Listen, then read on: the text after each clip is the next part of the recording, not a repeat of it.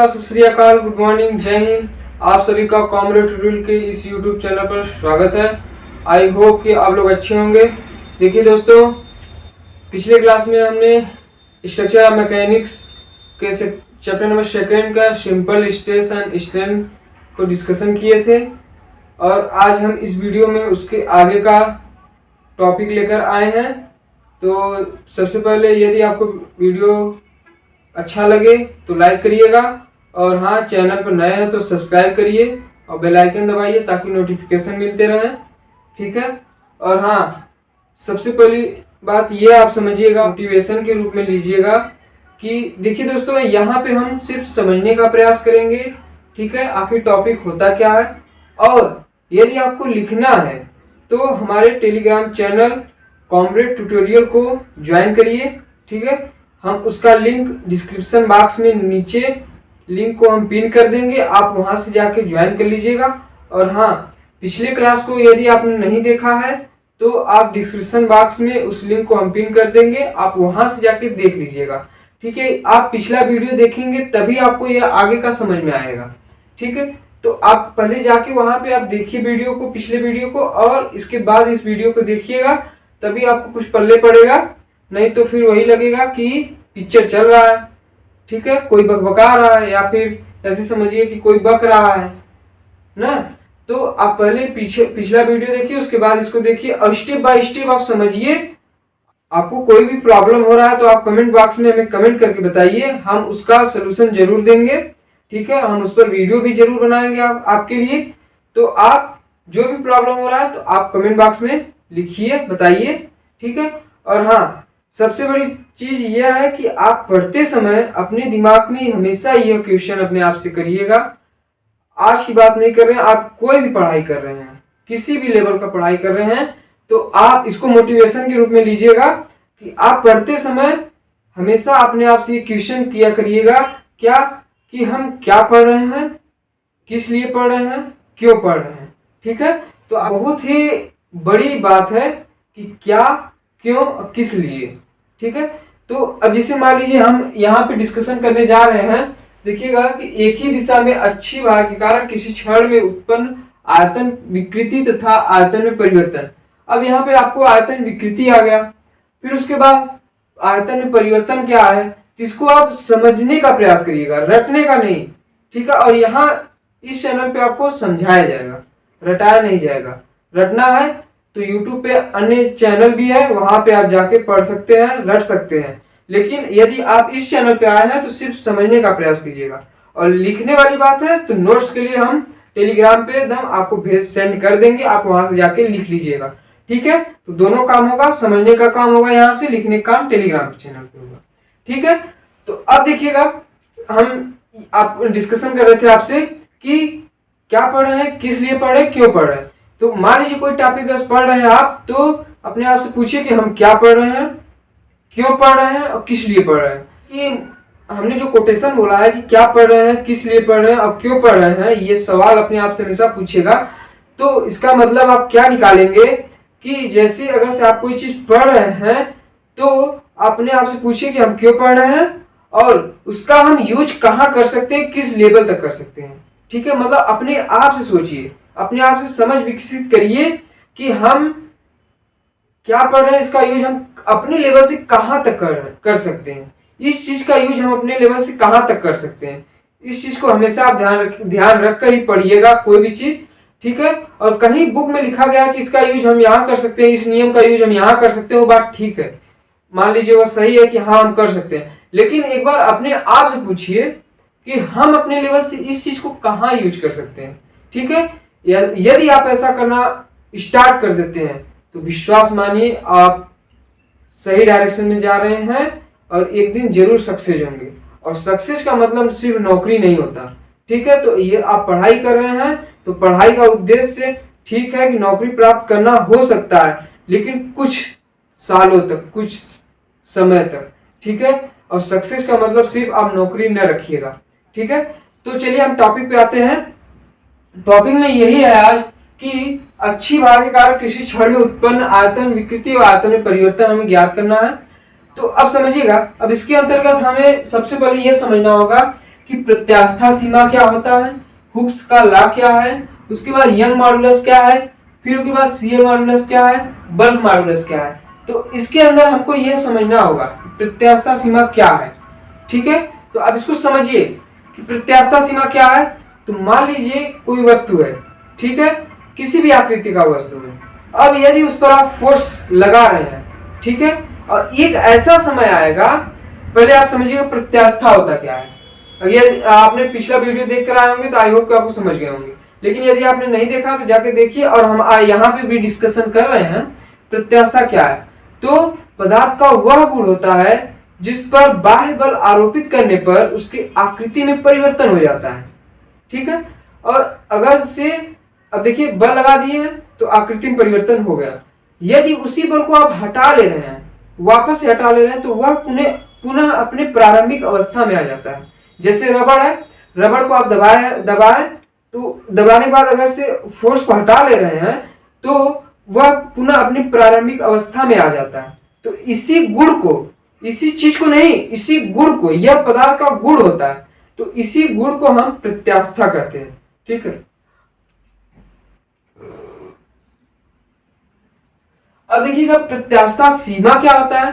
तो वह अधिकतम बल जो किसी आकृति पर आरोपित करने पर वह पूर्ण प्रत्यास्थ अवस्था में होती है, वही प्रत्यास्था सीमा कहलाता है। अब देखिएगा प्रत्यास्था क्या होता है कि वह अधिकतम बल जो किसी वस्तु पर आरोपित करने पर वह पूर्ण प्रत्यास्थ अवस्था में होती है, उसे हम प्रत्यास्था सीमा कहते हैं। मतलब कि यदि मान लीजिए कोई वस्तु है, ठीक है, इस पर कोई फोर्स कार्य कर रहा है, यह बल, ठीक है, तो यदि यह बल कार्य कर रहा है तो वह अधिकतम बल जिसमें वस्तु पूर्ण प्रत्यास्थ अवस्था में होती है उसी को हम प्रत्यास्था सीमा कहते हैं। ठीक है, आई होप कि आपको समझ में आया होगा।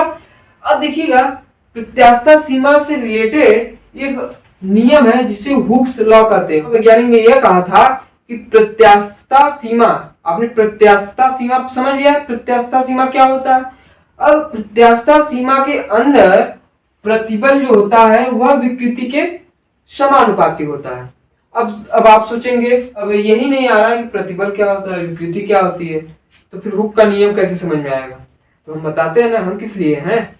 तो अब देखिएगा बता रहे हैं, हम क्या समझाने का प्रयास कर रहे हैं आपको कि प्रतिबल क्या होता है और विकृति क्या होती है।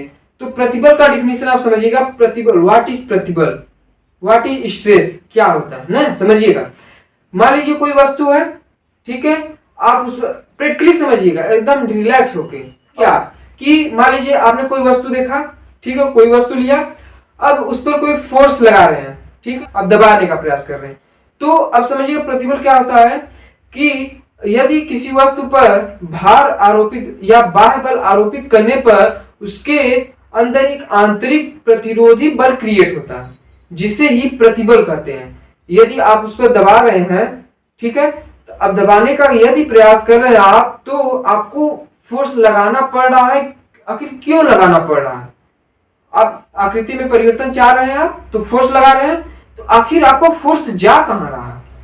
सोचिए, एक बार आप सोचिए प्रैक्टिकली कि आप उस पर दम क्यों लगा रहे हैं। यदि कोई गुब्बारा है तो गुब्बारों को आप दबा देते हैं, आराम से दब जाता है। लेकिन आप कोई अगर ठोस आकृति का वस्तु लेते हैं तो ज्यादा फोर्स काम करना पड़ता है दबाने के लिए, आकृति में परिवर्तन करने के लिए। तो आखिर वह बल कहां जा रहा है?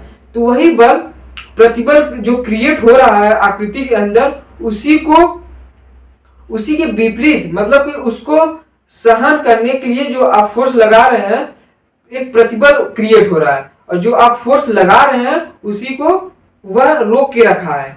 मतलब समझिएगा कि आप बाहर से बल लगा रहे हैं और उसके अंदर एक आंतरिक प्रतिरोधी बल क्रिएट हुआ, आपके द्वारा लगाए गए बल को वह रोक रहा है, वही बल प्रतिबल होता है। अब विकृति क्या है? तो वही चीज कि विकृति नाम से क्लियर है, विकृति किसी वस्तु में हुई बाह्य बल आरोपित करने पर उसकी आकृति में जो परिवर्तन होता है वही विकृति कहलाता है। तो अब आते हैं टॉपिक पे, हुक्स लॉ क्या है। हुक नामक वैज्ञानिक ने यही बताया कि प्रत्यास्था सीमा के अंदर प्रतिबल जो होता है विकृति के समानुपाती होता है। तो अब इसको क्या लिख सकते हैं? प्रतिबल अपान विकृति लिख सकते हैं, पक्षांतर कर सकते हैं। तो यहां से लिख सकते हैं क्या? प्रतिबल बटे अपान विकृति इक्वल टू अब यदि इक्वल टू आता है तो कांस्टेंट एक आता है, समानुपाती चिन्ह को हटाते हैं और यदि इक्वल लिखते हैं इक्वल टू तो एक कांस्टेंट क्या आता है और इसी का नाम जो रखा गया है वह है हुक स्थिरांक। ठीक है, हुक नामक वैज्ञानिक ने अपने नाम पर कांस्टेंट को रखा। ठीक है, हुक स्थिरांक। अब देखिएगा हुक स्थिरांक 3 टाइप के होते हैं। पहला है यंग मॉडुलस, शियर मॉडुलस और बल्क मॉडुलस। ठीक है, तो कोई आपसे पूछेगा कि बल्क शियर मॉडुलस क्या है, बल्क मॉडुलस क्या है, यंग मॉडुलस क्या है, तो यह हुक स्थिरांक के टाइप है। ठीक है, हुक नामक वैज्ञानिक ने 3 स्थिरांक दिए, 3 कांस्टेंट दिए हैं। ठीक है, और हाँ आप इसको सीरियसली समझिएगा, बहुत ही इंपॉर्टेंट है, क्योंकि जो आपका न्यूमेरिकल होगा इसी ज्ञान से गुजरेगा। ठीक है, यदि आप इससे नहीं समझे हैं तो आप न्यूमेरिकल सॉल्व नहीं कर पाएंगे।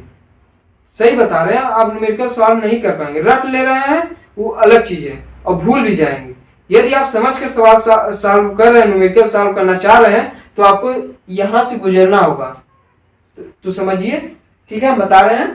तो अब देखिएगा यंग मॉडुलस क्या है कि यंग मॉडुलस का डिफिनीशन है कि सीधे प्रतिबल बटे अनुदैर्घ्य विकृति के अनुपात को हम यंग मॉडुलस कहते हैं। अब समझिएगा कि सीधे प्रतिबल क्या, अनुदैर्घ्य विकृति क्या है।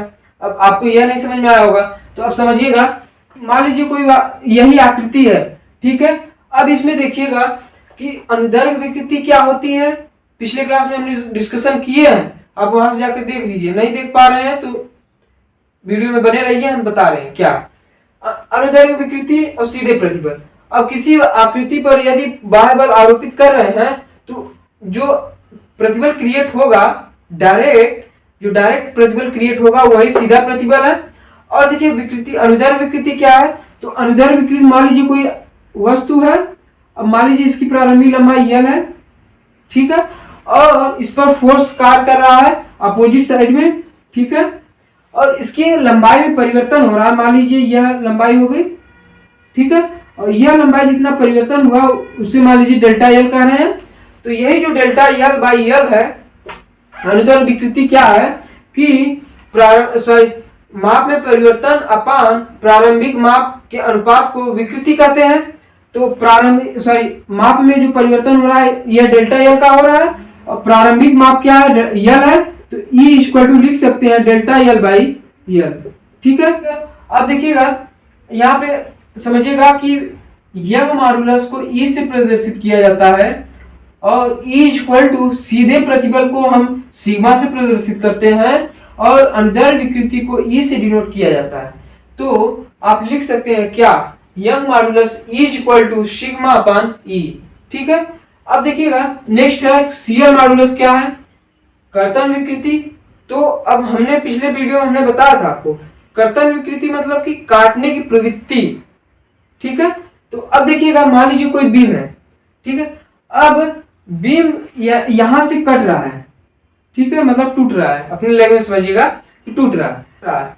ठीक है, तो मान लीजिए कोई बीम है तो वह कट रहा है। तो आप देखेंगे कि कोई बीम एकाएक कट के गिरता नहीं है, टूट के गिरता नहीं है। क्यों नहीं गिरता है, क्योंकि इस बीम के अंदर एक स्ट्रेस क्रिएट होता है। हमने बताया अभी कि उस पर कोई फोर्स कार्य, अच्छा बीम अपने आप से कटेगा नहीं, उस पर कोई फोर्स कार्य करेगा, मतलब किसी बल के कारण वह कटेगा, टूटेगा।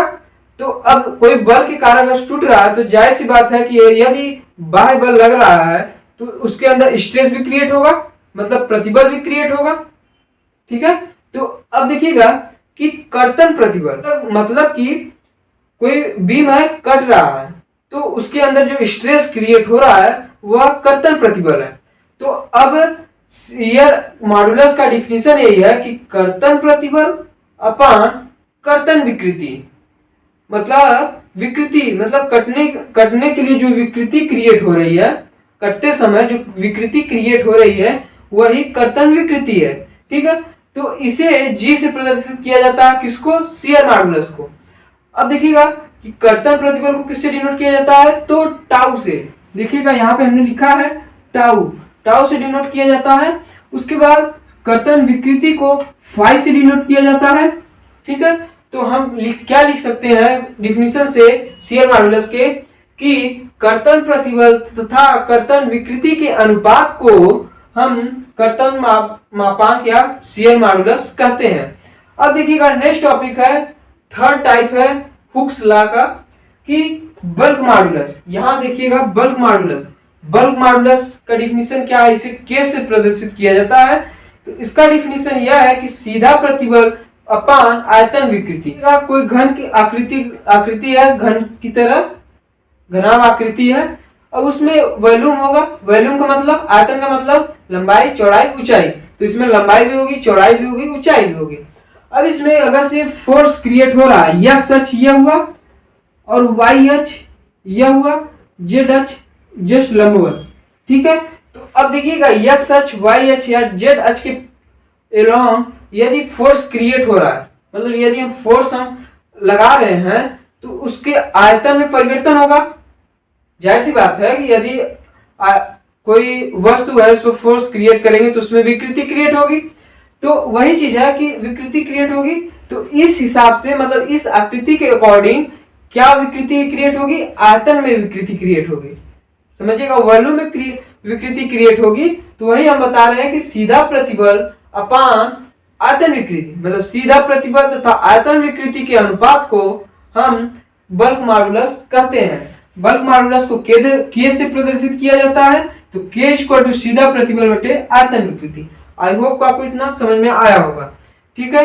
यदि आपको नहीं समझ में आया है तो वीडियो को पीछे करिए, आपको समझ में आएगा। अब बारीकी से आपको एक एक पॉइंट समझिएगा तो आपको समझ में आ जाएगा हमने क्या बताया, ठीक है। और हाँ, अगर फिर भी नहीं समझ में आ रहा है तो कमेंट बॉक्स में कमेंट करके बताइए कहाँ आप क्या नहीं समझ में आया, ठीक है। समझिएगा कि यह है कि अच्छी भार के कारण, मतलब कि इसके अक्ष पर फोर्स काम कर रहा है, अच्छी भार कार्य कर रहा है, तो उसके आयतन में विकृति क्रिएट होगी और कितना होगी वही हमें फाइंड आउट करना है। अब देखिएगा इस फिगर के माध्यम से समझिएगा कि मान लीजिए कोई आयत है, उसकी लंबाई यह है, ठीक है। ध्यान से समझिएगा क्या हो रहा है, बस इसको आप समझिए, इसके कॉन्सेप्ट को सिर्फ समझिए, ठीक है। अब रटने का प्रयास बिल्कुल न कीजिएगा। अब देखिए मान लीजिए कोई वस्तु है, इसकी प्रारंभिक लंबाई यह है, यहां तक आपको समझ में आ गया। इसकी चौड़ाई जो है वह बी है, डिनोट कर रहे हैं, मान लीजिए कि यल है, बी है चौड़ाई, ठीक है। और उसकी मोटाई भी होगी, तो मोटाई को हमने मान लिया टी है, ठीक है। यहां तक आप लोग समझ में आ गया। अब देखिएगा अच्छी भार के कारण, यहाँ पर हमें हेडिंग में है कि अच्छी भार के कारण निकालना है। तो जाहिर सी बात है कि इस पर अक्ष के प्रत्येक फोर्स क्रिएट होगा, मतलब फोर्स लगाया जाएगा। तो अब देखिएगा कि अच्छी भार लगाएंगे, अच्छी भार कार्य कर रहा है, तो मान लीजिए यह फोर्स अच्छी भार के रूप में कार्य कर रहा है, ठीक है। इतना आपको समझ में आ गया। अब देखिएगा हमने पिछले डिफिनीशन में बताया कि किसी वस्तु पर बाह्य बल आरोपित करेंगे तो उसमें विकृति क्रिएट होगी। तो अब विकृति कितनी क्रिएट होगी, तो वही हमें समझना है क्या कि प्रारंभिक लंबाई यल था। अब देखिएगा मान लीजिए विकृति क्रिएट होने के बाद उसकी लंबाई कितनी होती है, डेल्टा एल, इतना लिख सकते हैं। और उसकी पार्श्व में विकृति कितनी क्रिएट होगी, मतलब चौड़ाई में जो विकृति क्रिएट होगी वह उसे पार्श्व विकृति कहते हैं। तो पार्श्व में विकृति कितनी क्रिएट होगी, मान लीजिए डेल्टा भी, ठीक है। यहां तक समझिए। अब देखिएगा उसके मोटाई में भी विकृति क्रिएट होगी, तो वह कितना होगा, मान लीजिए डेल्टा टी, ठीक है। अब देखिएगा लंबाई के परितः से विकृति क्रिएट होगी तो उसे अनुदैर्घ्य विकृति कहते हैं। और इस अनुदैर्घ्य विकृति के लंबवत अगर कोई विकृति क्रिएट हो रही है तो उसे पार्श्व विकृति कहते हैं। इतना आपको समझ में आ गया। अब देखिएगा क्या करना है, यहां तक आपको समझ में आ गया। अब पार्श्व विकृति इक्वल टू क्या लिख सकते हैं आप, पार्श्व विकृति इक्वल टू डिफिनीशन से, कहां से, पाइजन अनुपात, पाइजन अनुपात के डिफिनीशन से, पाइजन रेशियो के डिफिनीशन से क्या लिख सकते हैं, पार्श्व विकृति इक्वल टू 1/m इंटू अनुदैर्घ्य विकृति, ठीक है। अनुदैर्घ्य विकृति लिख सकते हैं यहां। अब देखिएगा पार्श्व विकृति क्या है, delta B by B equal to 1/m। अनुदैर्घ्य विकृति क्या है, अनुदैर्घ्य विकृति डेल्टा एल बाई एल होता है ना। यहां समझिएगा E equal to delta L by होता है ना कि माप में परिवर्तन, लंबाई में परिवर्तन तथा प्रारंभिक लंबाई के अनुपात को दर विकृति कहते हैं। ठीक है, तो यहां से हमने लिखा क्या, डेल्टा एल बाई एल। अब देखिएगा एल बाई एल को क्या लिख सकते हैं, ई लिख सकते हैं। तो यहां से delta B by B equal to 1 by M into E, यहां तक यह लिख सकते हैं। ठीक है, अब देखिएगा आगे देखिएगा विकृति कहां से ज्ञात किया, पॉइजन रेशियो से। मतलब घन की आकृति का कोई आयत है तो उसमें वॉल्यूम होगा, वॉल्यूम इक्वल टू क्या लिख सकते हैं, लंबाई गुणे चौड़ाई गुणे मोटाई, मतलब वही ऊंचाई। ठीक है, तो अब देखिएगा हम v equal to L B T यहां तक लिख सकते हैं। अब हम इस v के सापेक्ष अवकलन कर रहे हैं। ठीक है, डिफरेंशिएशन कर रहे हैं।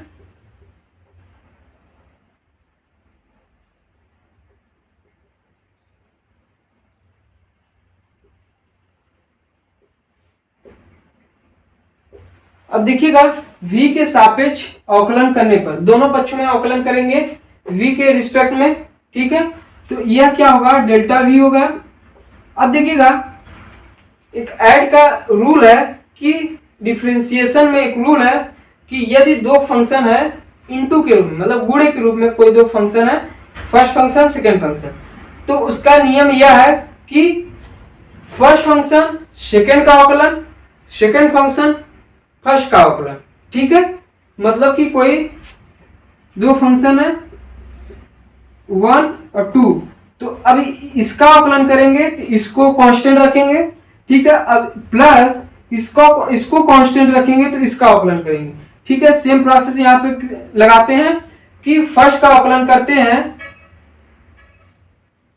बाकी को ऐसे एडिटिव रखेंगे बीटी प्लस इसको अगर v के रिस्पेक्ट में डिफरेंशिएशन कर रहे हैं तो यह होगा delta B into L into T. ठीक है, बाकी एल और टी को एडिटिव यहां से लिख सकते हैं। ठीक है, उसके बाद देखिएगा टी के रिस्पेक्ट में अगर डिफरेंशिएशन कर रहे हैं तो delta T into L into B को एडिटिव रखेंगे। ठीक है, यहां तक आपको समझ में आया। अब देखिएगा v से हम भाग दे सकते हैं, यदि दोनों पक्षों में भाग दे रहे हैं तो v कैंसिल हो जाएगा, बाकी चीज यही प्राप्त होगा। इसका मतलब कि हम कर सकते हैं। तो अब देखिएगा v से भाग देने पर, v से भाग देने पर देखिएगा delta v by v equal to, अब देखिएगा delta L B T, delta B L T, delta T L B. अब देखिएगा v से भाग दे रहे हैं, v से भाग देना मतलब कि v की वैल्यू क्या है, एल बी टी, तो यहां लिख सकते हैं। अरे देखिएगा नहीं समझ में आ रहा, फिर से देखिए delta L B T upon v plus delta B L into T upon v plus delta T L into B upon v। ठीक है, यहां तक आपको समझ में आया। अब देखिएगा आगे delta v upon v equal to, v की वैल्यू यहां से रख सकते हैं, तो delta L into B into T upon L B T plus, अब देखिएगा ये चीज देखिए delta B into L into T upon L B T. आगे देखिएगा ये चीज delta T L into B upon L B T. ठीक है, यहां तक आपको समझ में आया। अब देखिएगा बी कैंसिल हो सकता है यल से, टी से, उसके बाद यल से, यहां देखिएगा सॉरी बीटी कैंसिल हो गया। अब देखिएगा delta V by B equal to लिख सकते हैं क्या, delta L by L plus delta B by B plus delta T by T. ठीक है, अभी हमने पॉइजन रेशियो के डिफिनेशन से देखा था, क्या देखा था समझिएगा।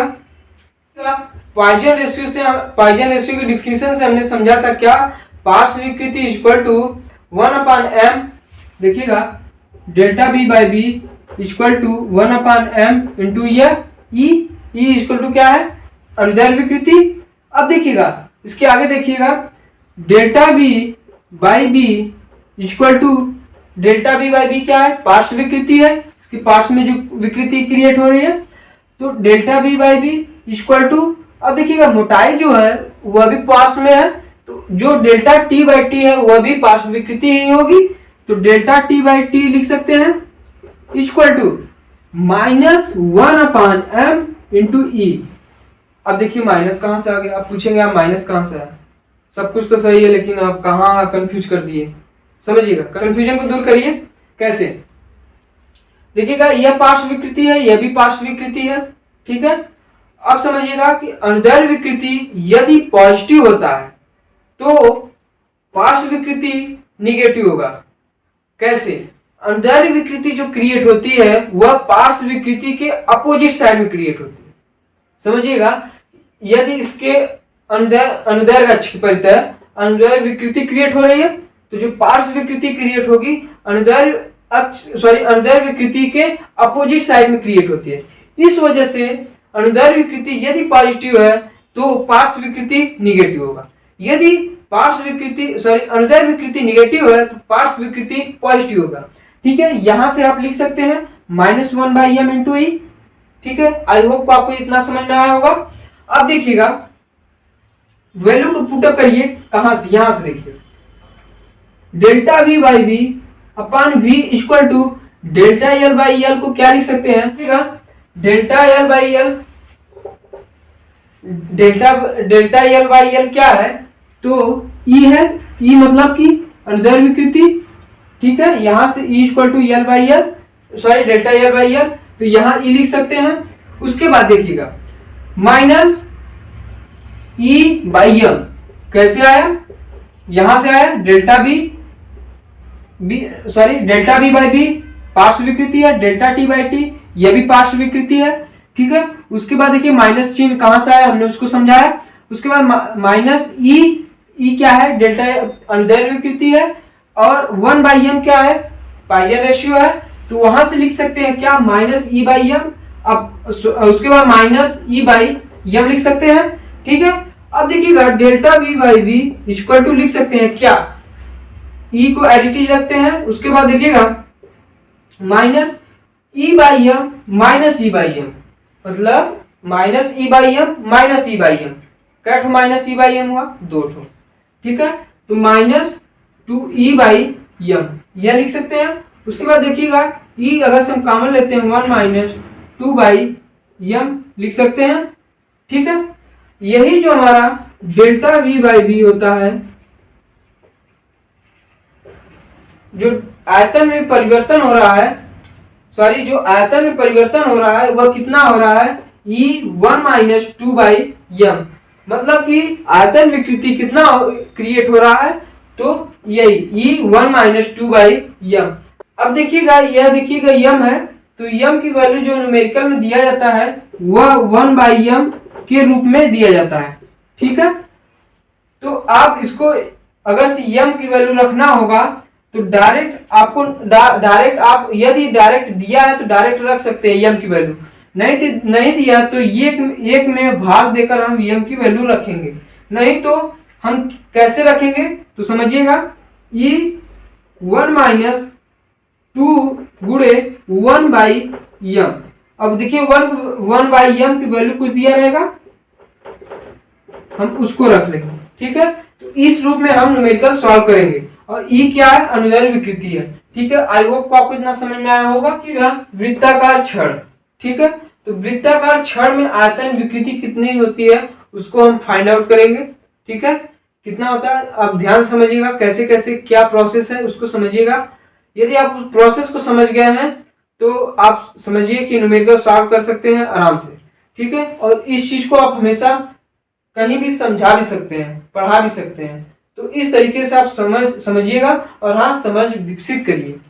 ठीक है, रटिए नहीं। अब समझिएगा कि मान लीजिए कोई वृत्ताकार आकृति का छड़ है, ठीक है, लाइक कुछ ऐसे। ठीक है, अब देखिएगा इसका लंबाई L है। ठीक है, मान लीजिए कुछ लाइक ऐसे वृत्ताकार छड़ है। अब इसकी लंबाई मान लीजिए L है, ठीक है। अब फोर्स क्रिएट हो रहा है, फोर्स लग रहा है, यह बल आरोपित जब हो रहा है तो इसके लंबाई में परिवर्तन होगा। तो लंबाई में यदि परिवर्तन होगा तो पार्श्व में मतलब कि इसकी मोटाई में कमी होगी। मतलब ऐसे समझिएगा कि मान लीजिए यही, ठीक है, पेन है तो इतना लंबा है, ठीक है। अब यदि इतना लंबा है तो इसको और तानेंगे, मतलब फोर्स क्रिएट करेंगे अपोजिट साइड में, दोनों के अपोजिट साइड में फोर्स क्रिएट करेंगे। तो यदि लंबाई में परिवर्तन, यदि लंबा हो रहा है, पॉजिटिव डायरेक्शन में लंबाई में परिवर्तन हो रहा है, तो जो पार्श्व के लंबाई में जो परिवर्तन होगा वह निगेटिव होगा, मतलब कि कमी होगी पार्श्व में। तो वही चीज कि अनुदैर्ध्य विकृति डेल्टा एल, लंबाई में परिवर्तन हो रहा है मतलब वृद्धि हो रही है तो पॉजिटिव होगा, और इसके माप पार्श्व की लंबाई में कमी हो रही है तो पार्श्व में जो लंबाई में परिवर्तन हो रहा है वह डेल्टा एल का हो रहा है, और पार्श्व में जो कमी हो रही है वह डेल्टा बी की हो रही है।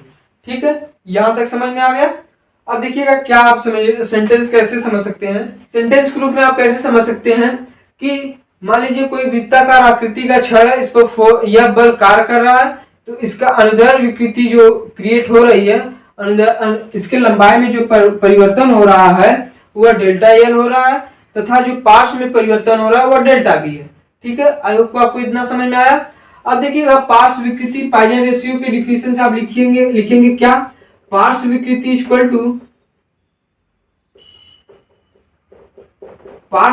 इक्वल टू क्या लिख सकते हैं कि 1/m इंटू अनुदैर्ध्य विकृति। ठीक है, अनुदैर्ध्य विकृति लिख सकते हैं। आकार छड़ है तो इसका डायमीटर कितना होगा, d होगा। ठीक है, मान लीजिए इसका डायमीटर d है। अब देखिए जो पार्श्व विकृति क्रिएट होगी वह b के फॉर्म में नहीं होगी, क्योंकि यहाँ जो पार्श्व में माप है वह d से डिनोट किया जा रहा है। तो क्या लिख सकते हैं कि delta d by D equal to -1/m into E. Minus कहां से आया, वही चीज अनुदैर्ध्य विकृति के अपोजिट साइड में पार्श्व विकृति क्रिएट हो रही है। ठीक है, वहां से यह वैल्यू आया delta D by D equal to -1/m into E. ठीक है, अब देखिएगा वृत्ताकार आकृति का छड़ है तो इसका आयतन कितना होगा, आयतन क्या होगा b इक्वल टू π/4। ठीक है, क्योंकि यह गोला है। ठीक है, गोल आकृति का आयतन कितना होगा π/4 into D square into L. ठीक है, इतना समझ में आया। अब देखिएगा दोस्तों कि हम b equal to π/4 into D square into L का अवकलन करेंगे। दोनों पक्षों का v के रिस्पेक्ट में अवकलन कर रहे हैं। देखिएगा क्या वैल्यू आती है, यह वैल्यू क्या होगी delta v by delta v। ऐसे समझिएगा delta v by delta v के रिस्पेक्ट में v का अवकलन कर रहे हैं। तो delta v by delta v equal to क्या होगा, यहाँ पे देखिएगा π/4 इंटू डी स्क्वायर होगा। ठीक है, उसके बाद डेल्टा एल हो जाएगा, डेल्टा v के रिस्पेक्ट में अवकलन कर रहे हैं तो डेल्टा v हो जाएगा। उसके बाद देखिएगा प्लस वही नियम है, आंशिक अवकलन का नियम वही है क्या कि फर्स्ट फंक्शन सेकंड अवकलन, सेकंड फंक्शन फर्स्ट अवकलन। ठीक है, तो वही नियम यहाँ पे फॉलो किया गया है, उसी नियम से अवकलन किया जा रहा है।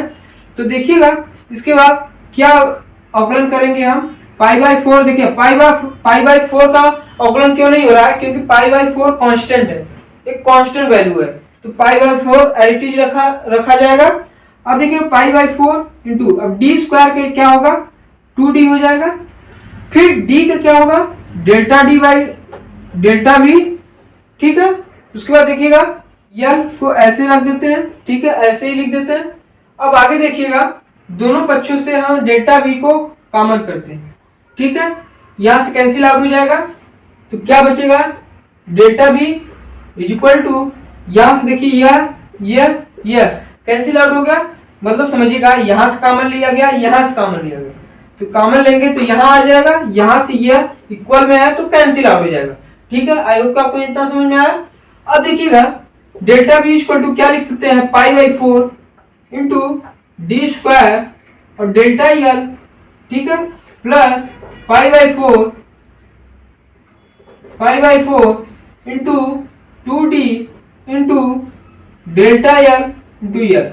ठीक है, अब देखिए v से भाग देने पर दोनों पक्षों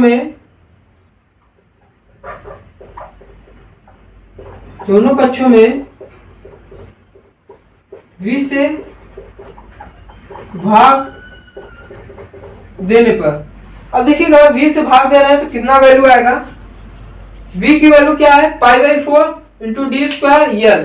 ठीक है, तो अब यही वैल्यू यहाँ पुट करते हैं, यह होगा delta v by V equal to क्या पाई बाई 4 लिख सकते हैं D square delta L upon pi by 4 into D square L लिख सकते हैं, प्लस देखिएगा पाई बाई 4 लिख सकते हैं इंटू 2d, कुछ कर नहीं रहे, सिर्फ एडिटिव उतार रहे हैं, लिख रहे हैं, कोई चेंजिंग नहीं हो रहा। अब देखिएगा v की वैल्यू सिर्फ रख दे रहे हैं कितना पाई by 4 into D square into L.